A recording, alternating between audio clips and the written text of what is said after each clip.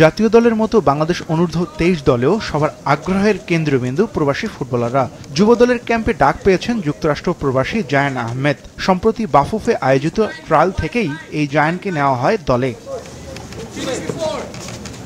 AFC অনূর্ধ্ব 23 Asian কাপের বাছাই টুর্নামেন্টের জন্য বাংলাদেশ অনুশীলন শুরু করেছে বসুন্ধরা কিংস অ্যারেনায়। তবে পুরো স্কোয়াড নয়, কোচ সাইফুল বারী টিটু অনুশীলন শুরু করেছেন আংশিক দল নিয়ে। বসুন্ধরা ও আবাহনীর এএফসি চ্যালেঞ্জ লিগের ম্যাচ থাকায় বাকি খেলোয়াড়রা যোগ দেবেন কদিন পর। কোচের পরিকল্পনা অনুযায়ী আমরা প্র্যাকটিসে ভালো করার চেষ্টা করতেছি।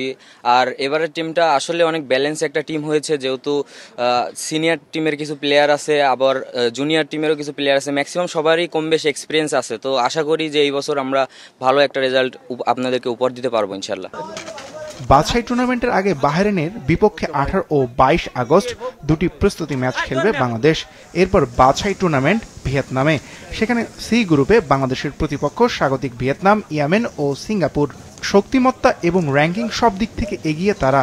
এত কম্পিটিটিভ সব খেলা এবং টিমগুলি প্রমাণ করে যাচ্ছে, যার জন্য আমরাও খুব ফুললি অ্যানালাইজড হব। এই জন্য আমাদের ওই ভয়টাও আছে যে আমরা বাহরাইনে কিভাবে খেলতে পারি ম্যাচ, যাতে অন্যরা আমাদের দেখতে না পারে। আমরা কাজ করছি একদম কোচকে নিয়েও, যে অপোনেন্ট টিমের কোচগুলি কারা, তাদের ট্র্যাক রেকর্ড কি, তারা কিভাবে খেলতে পছন্দ করে, ফিলোসফি, ওগুলি নিয়ে কাজ করছি।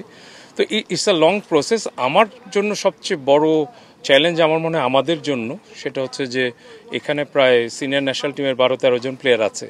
সো আমাদের সেপ্টেম্বরের পরেই কিন্তু অক্টোবরে দুইটা খুব ইম্পর্টেন্ট খেলা, হংকংয়ের সাথে 9 এবং 14। তো এই যে ইন লাইনে থাকা, এই জিনিসটা হবে সবচেয়ে বড় কাজ আমি মনে করি, এবং ওইটা নিয়ে আমরা কাজ করে যাচ্ছি, যেটার জন্য আমার মনে হয় যে বাহরাইনের প্রস্তুতিটা আমাদের খুব কাজে দিবে।